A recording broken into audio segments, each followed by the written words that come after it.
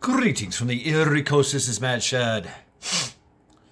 Sunadit on this great Saturday. Well, great. It's the wind is howling. It's 32, 34, 33 degrees, something like that. It snowed, but it's kind of snowing, but nothing's sticking. It's cold. We've already been out there. Me and Charity walking around. It's cold. There's still places where there's snow hanging out, hanging on for dear life. But there is no life in snow, is there? Is there? I don't know. Anyway, it's a good day. I'm pondering these things now. But it's a good day. I'll tell you about those who did not have a good day. That's right, you guessed it. Those Americans that were trapped in Afghanistan, left there by Trader Joe and his malicious/incompetent regime. At least we forget that 13 servicemen and women died at Abbey Gate in Kabul, Afghanistan, along with 200 other poor souls and 300 plus people lost arms and legs and limbs. Things that don't grow back. Every day, never forget. And never forget whose fault this is.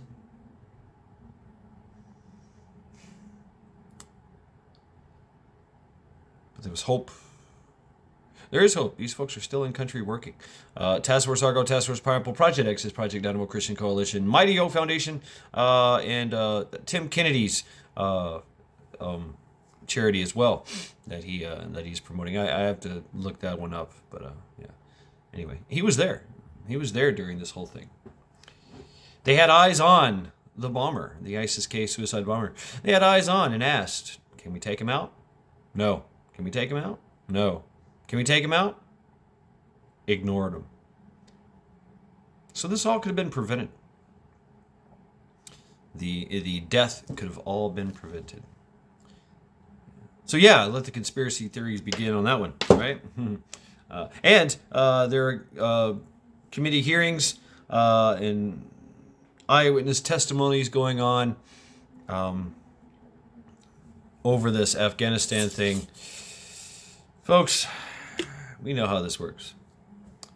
It's a dog and pony show, bread and circus.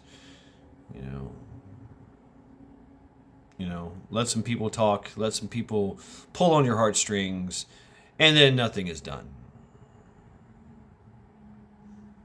Because those at the top are impervious to any kind of, accountability. And this is just one of many things that this regime has done, has not done, or has allowed to happen. I can see malice in inactivity as well.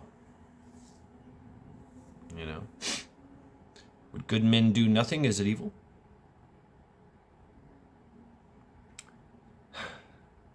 But what to do? What to do? What to do, when nothing works?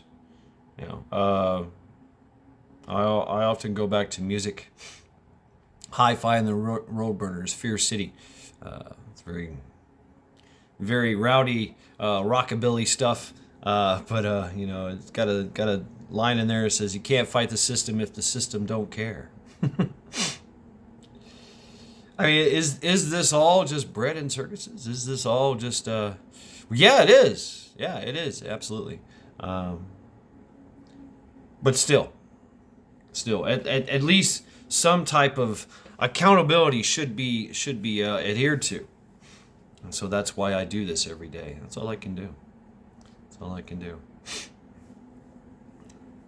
Hopefully more folks do it. Meanwhile, I am on a deep dive for a very, very dark individual. Probably one of the most darkest journeys I've taken in Trial by Axe. And it's literally going into the depths of hell itself, and talking, wrestling with, and getting this disgusting muck and stuff on me, and then trying to get out of hell unscathed. It's not working.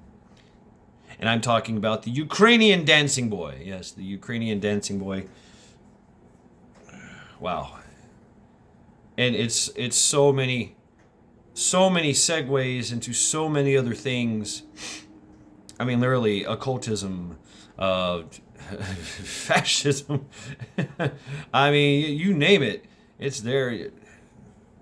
The child trafficking, the horrors, the absolute horrors that this man is engaging in, and that's our boy. That's the USSR's boy. That's their guy, their go-to man. He's the one that he's the how can I say this? He's the one that was picked for the job after the USSR had successfully taken over the country and repurposed it for its own gain. Now, that area has always been very, very corrupt. Has always been that way for quite some time. I mean, you could I don't know. You could tell me more about it in the history facts of history. But it is the hotbed. It has always been the traditionally hotbed for trafficking of all things.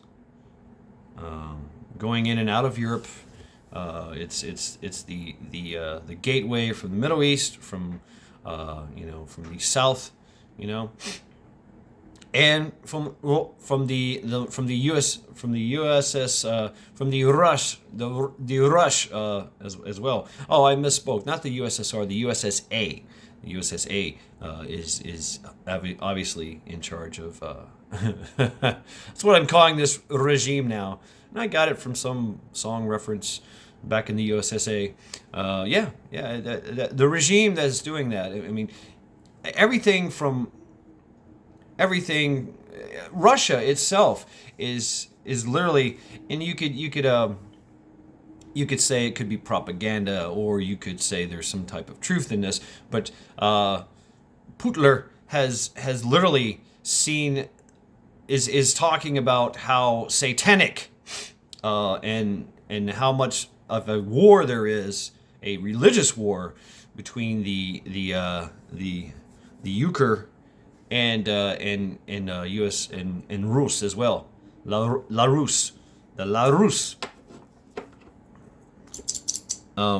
Because it is. I mean, it is. There is a basic fundamental religious war going on, because La Rus is very orthodox Christian, very orthodox. It has been for quite some time.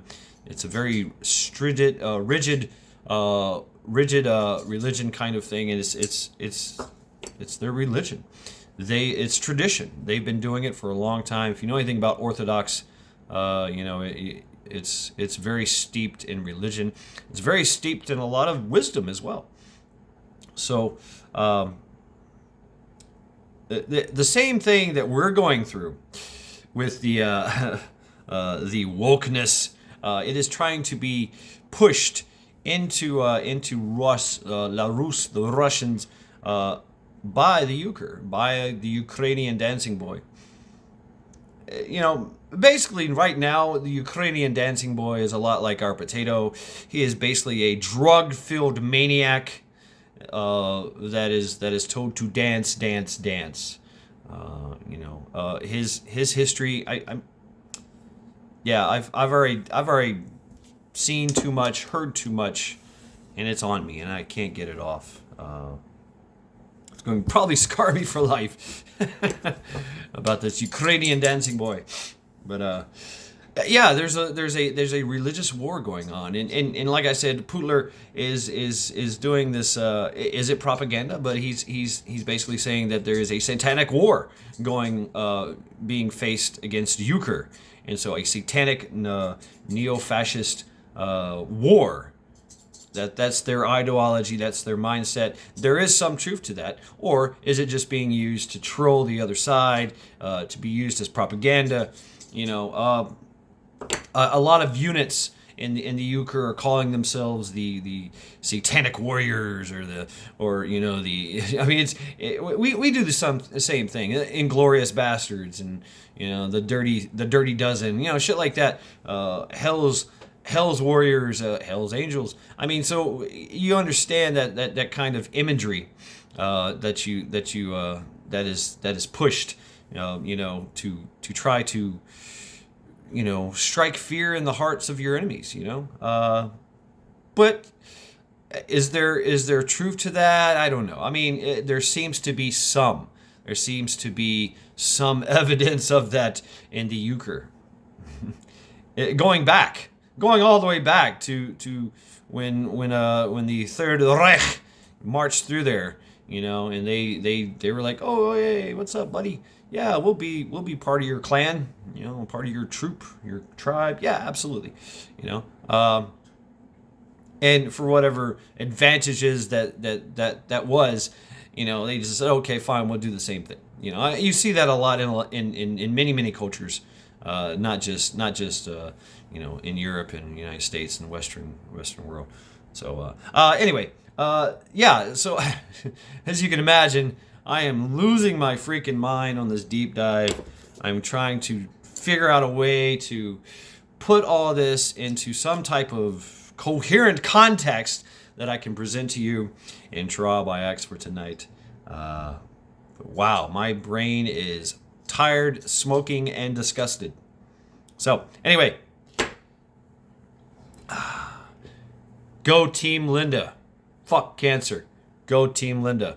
TeamLinda is fighting the good fight and is hopefully winning. So give your thoughts and prayers for TeamLinda, you know, and rally, sound the rally cries. So yes, indeed, you'll make it through this. Absolutely. So this has been Mad Shad. Every day, never forget.